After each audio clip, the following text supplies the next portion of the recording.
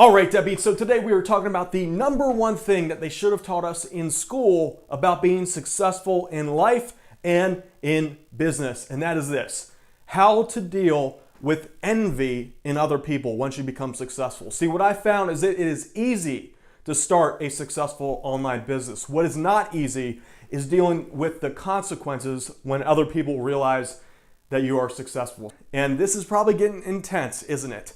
But this can mean the difference between life and death. All right, so without further ado, let's jump into my computer and get to that money-making good stuff. Here we go.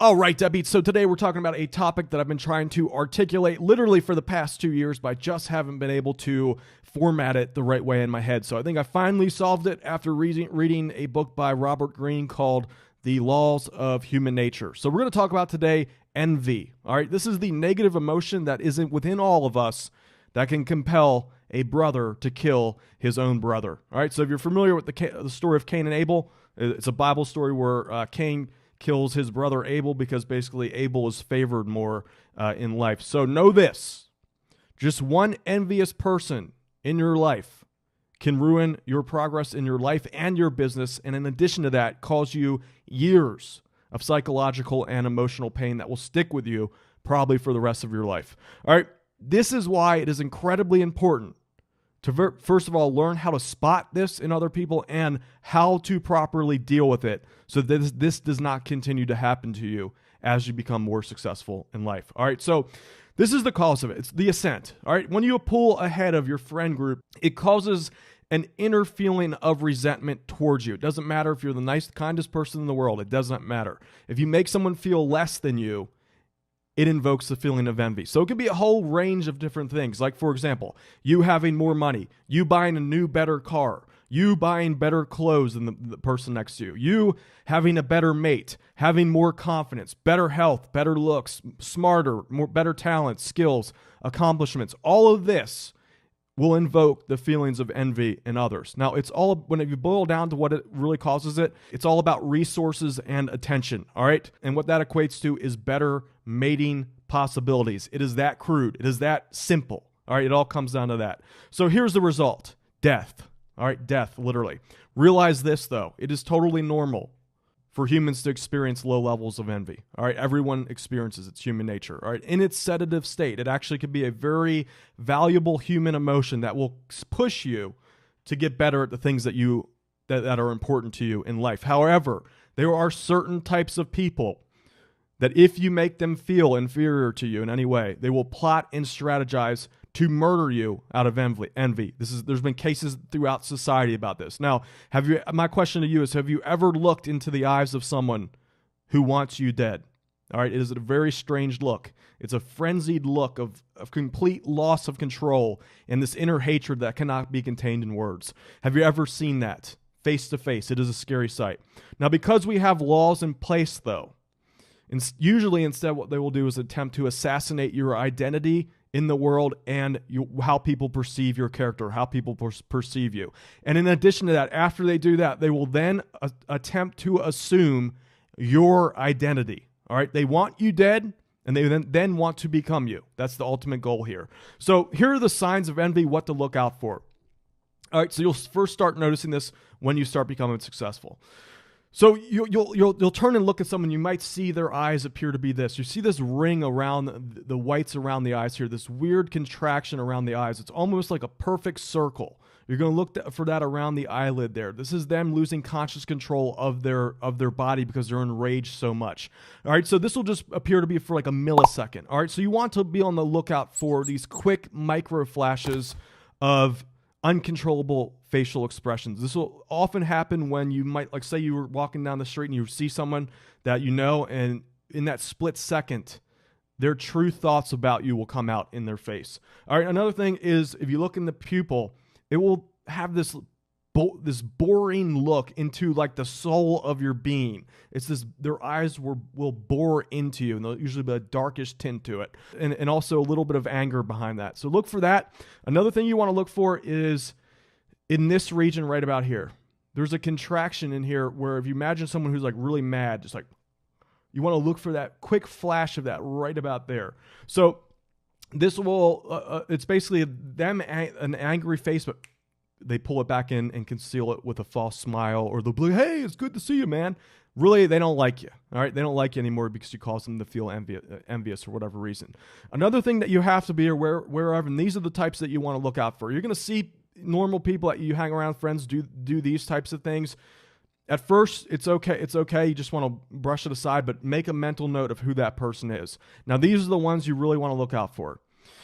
Have you ever gone through life where you see these people who have like this over-exaggerated posture and they hold their head just a little bit too high, and you can tell there's a discrepancy between their current position in life and the way they hold themselves? It is a very subtle thing, but if you start tuning your eye to this, you can see that their posture is a little bit over-exaggerated.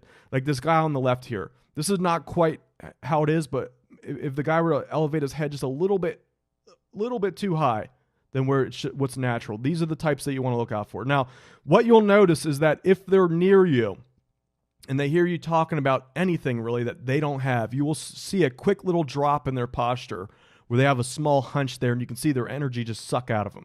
All right, so basically these are entitled people who they need constant external reinforcement to feel confident about themselves. So what that means is they are very fragile. They don't have the spine to go through life without caving, like you'll see this quick little cave in posture. That's their real self.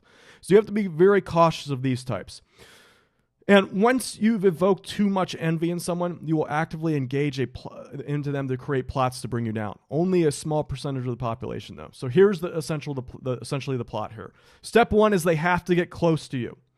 They do this because they want you to drop your guard and also to be able to get intelligence that they can use against you later on. All right.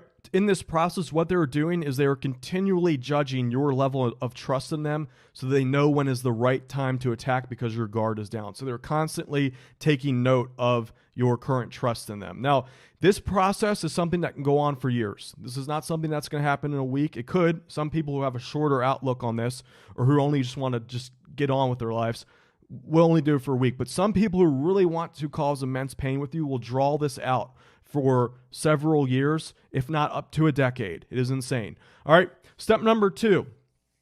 What they need to do in order for everything to be cool, they need in their head a conscious reason to unleash their irrational anger on you. If a reason does not exist, they will either fabricate one or they will lure you into a mistake. They will actively create a trap for you to fall into, so then they are justified to unleash that anger, and they need it for several reasons. One, they need to deep down inside feel like you actually deserve it. Number 2, more importantly, they need others to feel like you actually deserve it. Why? Because people know deep down inside that envy means that you are lower in rank, and they don't want to lose their social rank. So they need to create a reason for why they are attacking you. More importantly, if you are the type to feel guilty, they want you to feel guilty so that you won't defend yourself. All right, those are the 3 things they need. They need that, you to feel like you actually deserve it as well. All right, step number 3, they execute the plot.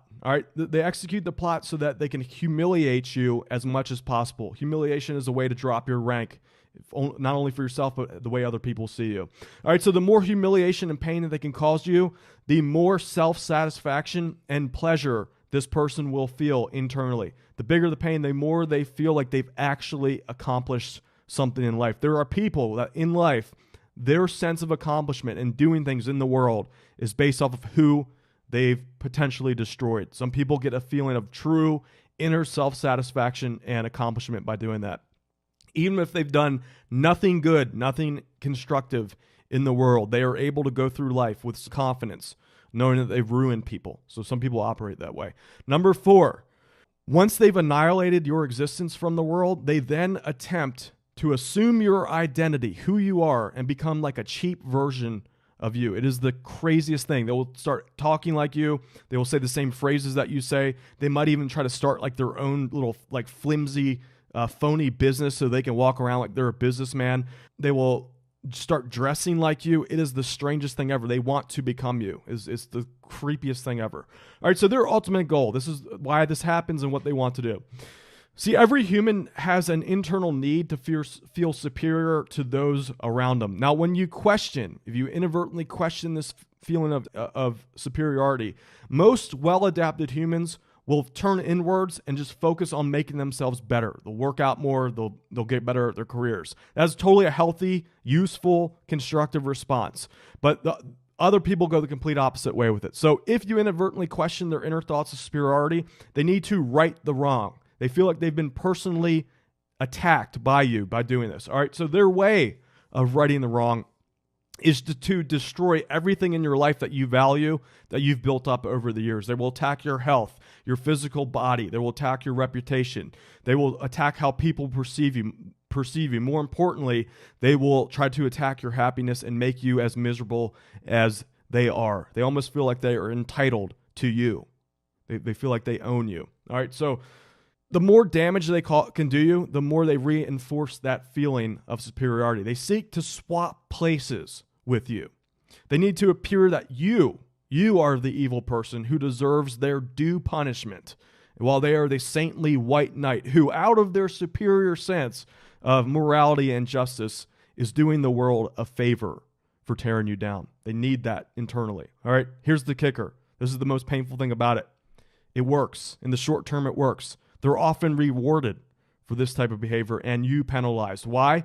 Because the other people around you, even if they just have low levels of envy, they secretly want you to fail also. So they're going to feel inner joy as well to watch this happen to you. Sad but true. Everyone, literally everyone in your life, there's not a single person. This is the way it works. All right, so here's the only solution. You can't physically fight these people. They're just going to gang up on you. You'll lose everything. You'll end up in jail.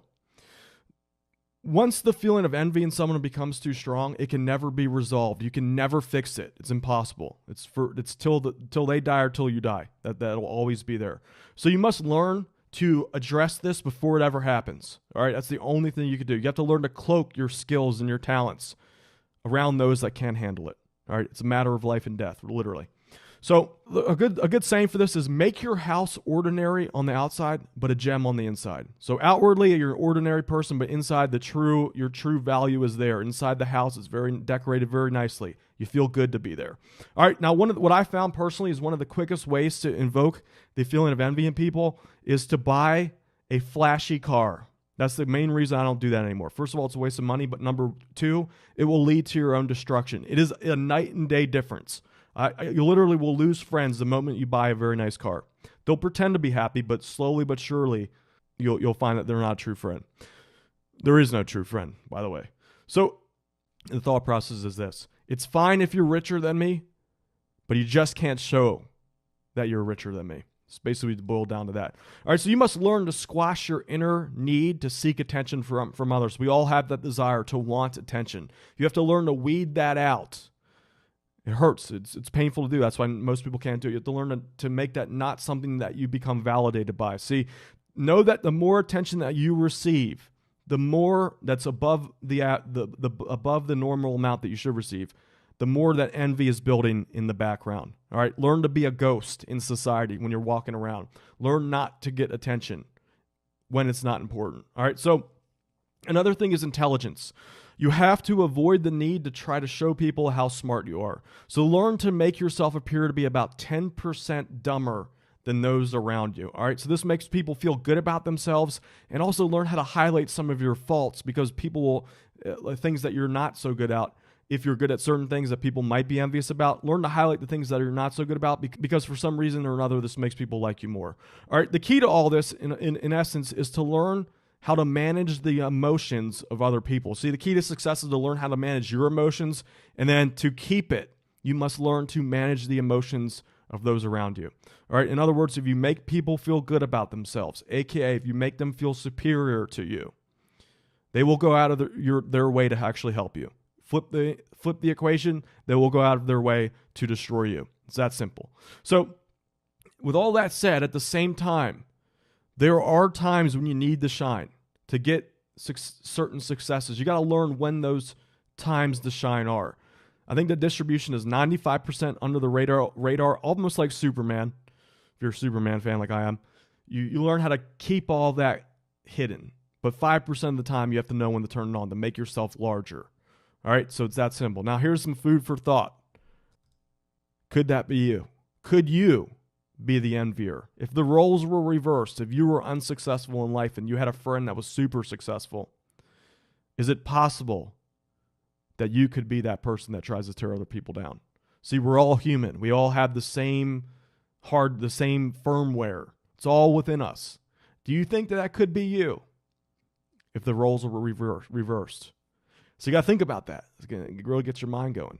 All right, so with that said, guys, I hope you enjoyed this video. My name is Dan Brock, the Deadbeat Subaru Affiliate. Make sure you subscribe and hit that bell notification button so you're notified of all the videos that I release when I release them. Share this video with your friends and comment below if you have any questions for me. And also share some stories about any situations like this you've had in the past. I'm curious to hear them. All right, with that said, time for me to go take a nap.